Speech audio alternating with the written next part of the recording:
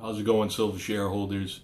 I want to take a few minutes to talk a little bit about Dinosaur Companies and where the future holds for these giant lumbering corporate entities.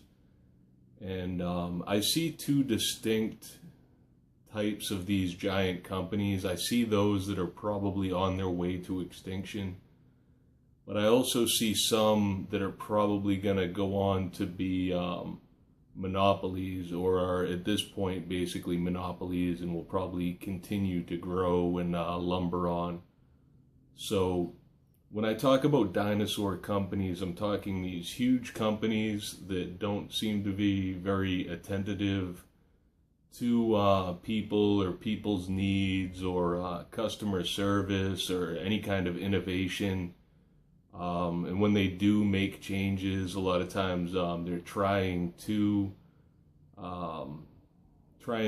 answer to demand, or trying to resolve issues or be innovative, but they do it in such a way that it's not actually efficient or helpful. So they'll make updates and changes and offer new services, but they don't live up to expectations, and the company really doesn't react to the problems. And they don't need to, because in a lot of cases there's really no viable competition. In other cases the competition is there and is forcing these giant companies out. So you see examples of that with companies like Sears that is cut a lot of stores and seen a lot of competition. Some of the big bookstores and music stores and things like that have closed. But you see the giant companies that are going to continue on with, say, the United States Postal Service, or with the cable company providers, with the cell carriers, the cell phone companies. So a lot of these giant companies, eBay and so on, they don't really have any competition, and they're so big that they can actually limit competition. People are also so familiar with them that they're hesitant to try any kind of alternatives, and in a lot of cases the alternatives really aren't competitive. And again, these big companies have ways of limiting their competition. And most people are so used to dealing with these companies that they don't really try anything else. So I'm not sure if they'll continue to expand, if they'll maintain or increase market share, but it's just interesting. So some of these giant companies, they don't care if you're happy or not. They really don't need to. Good luck getting anyone to handle any issues that you may have. When you do get someone, they're usually a low-level employee that's just reading a script, and they're usually unable to really help you, and they may or may not give you accurate information.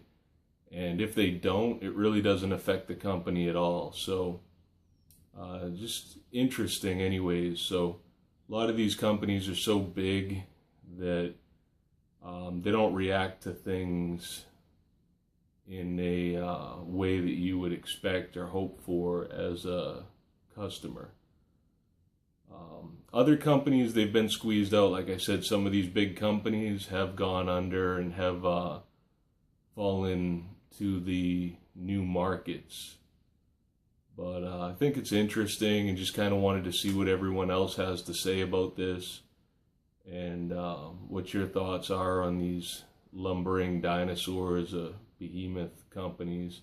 A lot of them are like too big to fail also. So some of these giant companies are major parts of the economy, and do employ a lot of people, and do play a role in our day-to-day what we expect. So the post office is a good example of that, where they provide a in-demand service, and they do it at a low cost. But when there is any issue, they're pretty inefficient at resolving any kind of problems. And it's one that it would be really difficult for someone to offer any competition to. So there is some competition with FedEx, with UPS, but I don't think they're really any better. And then for any kind of small-time courier service, the pricing would be very difficult. The ability to deliver, over wide distances would be difficult.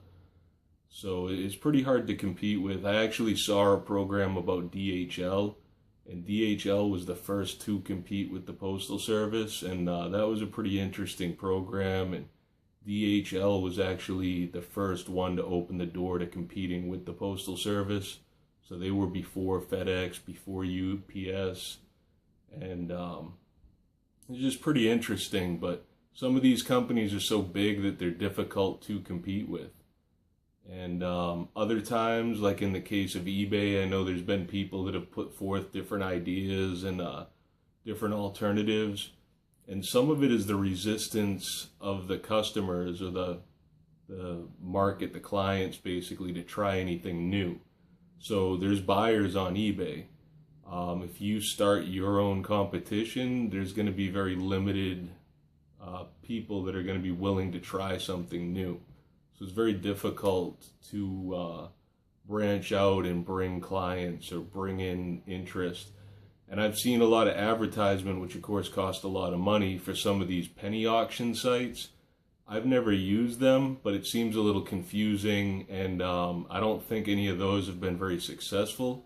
But I know they had to have spent a lot of money marketing, because I did see quite a lot of advertisement for some of those penny auction sites. And at the end of the day, I don't think they've had much luck. I don't think they've had much success. So, yeah, some of the big giants just seem to continue to charge on. And like it or not, there doesn't seem to be any real alternative or any real movements against it. So where that's going in the future, if we'll see just handfuls of giant companies in charge of everything like we have with the cellular phone service companies. I think there's only 3 or 4 different carriers in the United States. Or if we'll see it start to become more competitive with more small businesses competing amongst each other. I'm not really sure. And if it goes the way of just a handful of big companies, are we going to be left out as consumers at the end of the day, where like it or not doesn't really affect the big company? Interesting anyways. I'd like to hear everyone's thoughts on it. Leave some comments below. Thanks for watching.